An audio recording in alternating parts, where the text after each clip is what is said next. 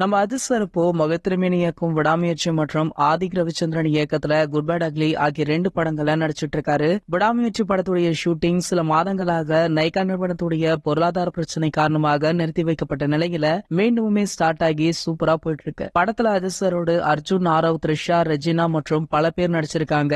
Om Prakash ஒளிப்பதிவாளராக work பண்ணி Anirudh sir இந்த படத்திற்கு இசையமைச்சிருக்காரு. இந்த நிலையில இந்த படம் பாத்தீங்கன்னா தீபாவளியை முன்னிட்டு அக்டோபர் 31 வெளியாகும் அப்படின்னு எதிர்பார்க்கப்படுது. ஆனா சமீபத்துல ஒரு விருது வழங்கும் விழா நிகழ்ச்சியில பேசிய அர்ஜுன் அவர்கள் விடாமுயற்சி திரைப்படம் பாத்தீங்கன்னா டிசம்பர்ல வெளியாக வாய்ப்பு இருக்கு அப்படின்னு சொல்லியிருக்காரு. இந்த படத்துல இருந்து சில போஸ்டர்கள் ரிலீஸ் ஆனதை தவிர வேற எந்த அதிகாரப்பூர்வ அறிவிப்புமே இதுவரைக்கும் வெளியாகல.